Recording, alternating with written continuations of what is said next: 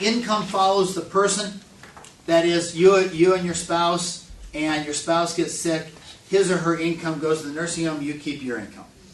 Well, if your income is $500 and that income is $2,000, there's a great disparity, and you need to do something about that. So as I said, we always look at the income first. We want to make sure that if one of the spouses goes off in the institution because of disability and that income's drawn off there, that the remaining spouse is going to have income to satisfy the standard of living or to pay their way. That's very important. Assets are added together.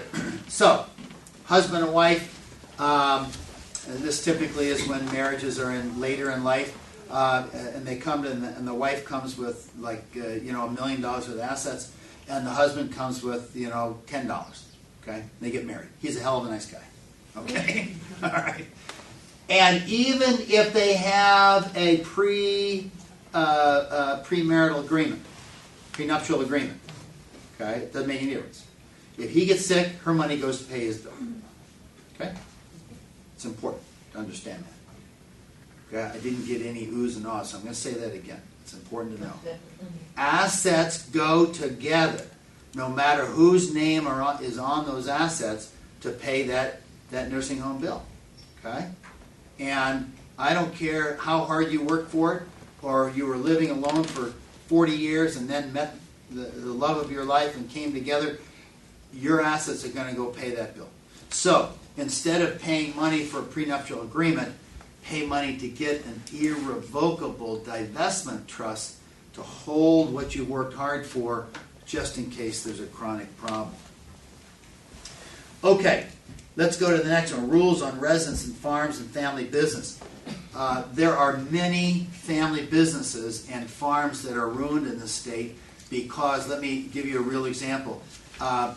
Grandpa and Grandma, who are in their 80s, bought this 500-acre farm like 70 years ago, not 70, 60 years ago, or accumulated over 60 years. Then the son built a home on the farm and farmed the property. And then the grandson built a home on the farm, farmed the property. We got 3 generations, and the farm is providing income for 3 families, minimum 3 families. Grandma and Grandpa, one or both get sick, go to the nursing home. That farm is in jeopardy of being taken by Medicaid. Well, that's going to affect son and grandson, their whole livelihood, isn't it? Right? So you need to have a plan to protect against that. Now, that's no different than if you have a hardware store or a dry cleaning operation or any small business. You have a business, you need to protect that from these sorts of things. There's no allowance in the code if you're in your own business. There's no allowance there. All right, spend down rules. The spend down rules basically say you cannot apply for Medicaid. Now I'm talking about nursing home Medicaid. There's a lot of Medicaid. There's community Medicaid. There's food stamp Medicaid. There's passport home care. There's nursing home. I'm talking about nursing home Medicaid. We're planning for the worst and praying for the best. Okay?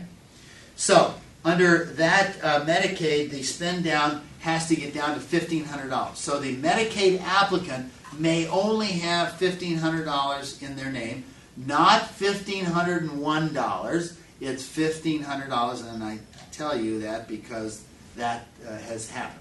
People have said, "Oh, well, a couple of bucks, it's not going to make a difference." Yeah, it makes a difference. We're talking about assets, right? Talking about assets spend down, right? Okay. The look back is 60 months. It used to be 36. I'm going to get into the next slide under DRA and tell you how it works. The period of restricted coverage is if there's a hiccup. When they look back, what are they looking for? They're looking for transfers of assets. And if you've gifted assets out, then there's a period of restricted coverage. Now that period does not have a limit on it. You say, well, wait a minute, they can only look back 60 months. Well, that's right. That's a period of inspection. But if they find a gift and that gift's $500,000 and that penalty period is 100 months, then they'll impose a 100-month penalty.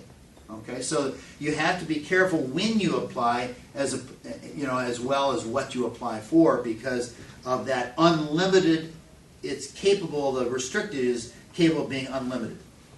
The bottom slide there, the DRA. DRA stands for Deficit Reduction Act, and it's called the Deficit Reduction Act of 2005, but President Bush did not sign it until February the 8th of 2006. It's a very important date because that's when Medicaid changed for the whole nation. That's what moved the look back to 60 months. Now, what does that mean? That means at the date of application, the Medicaid agency will look, they have the legal right to ask you for 5 years of financial data. Do you know what you were doing 5 years ago? I don't. Couldn't tell you. I couldn't even tell you how many bank accounts I had 5 years ago. Okay? But they asked you to pull up data from 5 years. Now, we as an organization go down to the department, and because we do this a lot, we're known down there, and we usually go down with 1.5 or 2 years and say, there's nothing back, and we've looked into this, there's nothing, and they usually take our word for it. But the department can ask all the way back, okay, if they want to. It is a big monster job if you have to go back that far, but typically we have been able to keep our clients to maybe 2 years, sometimes 3. Okay, what are they doing during this 60 months? They're looking for transfers of assets that are unexplained. If they buy a house for $100,000, okay, they can explain that. If they buy a car, they buy clothes, and so on. But if they have given $10,000 to the church, whoops, penalty. Okay. If they have paid $20,000 for tuition, oops, Medicaid penalty. If you have given your $10,000 a year gift to your kids, oops, Medicaid penalty on each one. Okay. Now during these 5 years, they add those all up, and that's called the improper transfer for that 60 months. And then they divide it by a divisor that the state government gives me called an APPR, the average private pay rate for 1 month in the nursing home. That number right now is about $6,000. So if you had a $6,000 of gifting over 60 months, you divide it by 6,000, you have a 1 month period of ineligibility. Now the question is, when does that period begin? Right? Okay. Under the old rules, prior to February of 2006, that period began the date you made the gift.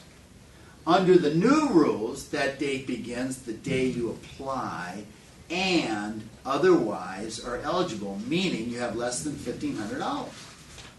Well, if you've given the church $6,000 2 years ago, and you didn't know you were going to get sick, and all of a sudden you're sick in a nursing home, and you're down to $1,500 because you just spent down, and you go in to apply, they'll say, oh, well, otherwise you'd be eligible for Medicaid, but we're not going to give it to you for 1 month because of that gift to the church. Okay? Then who pays the bill?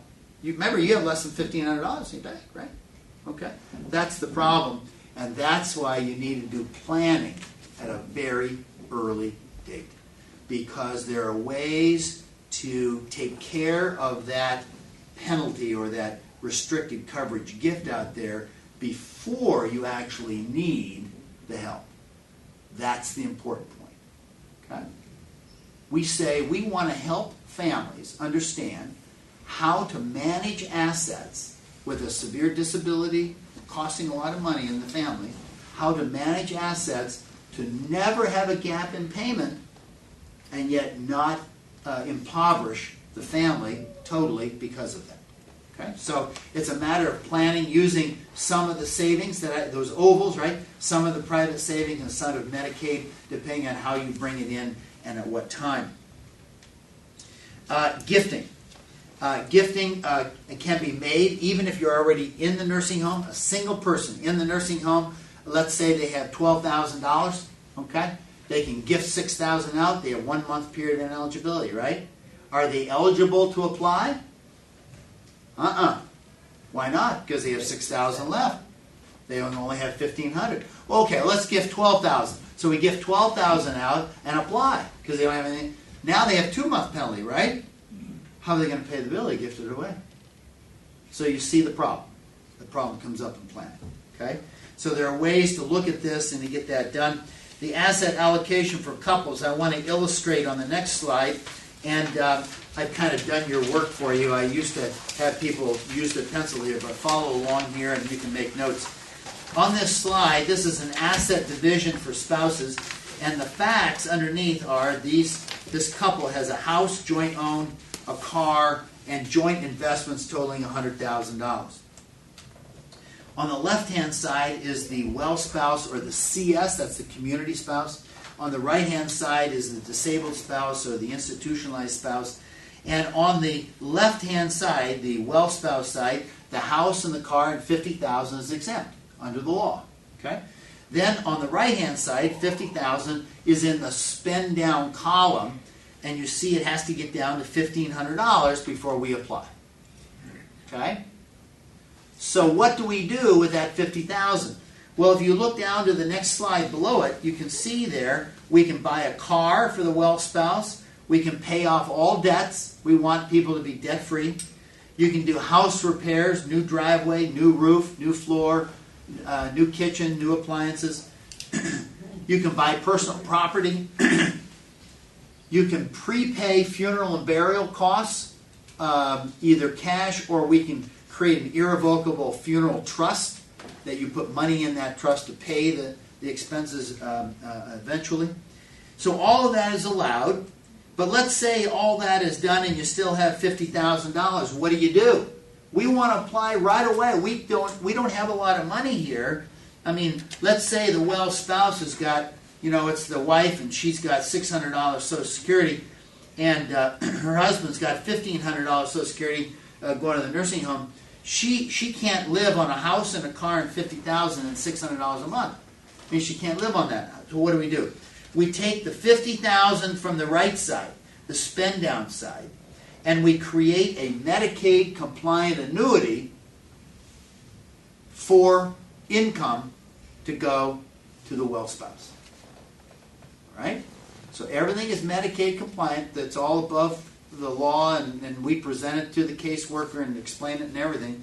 But we can take that $50,000 and we can create a Medicaid compliant annuity that will pay monthly income to that well spouse, okay, while Medicaid's paying the bill for the nursing home.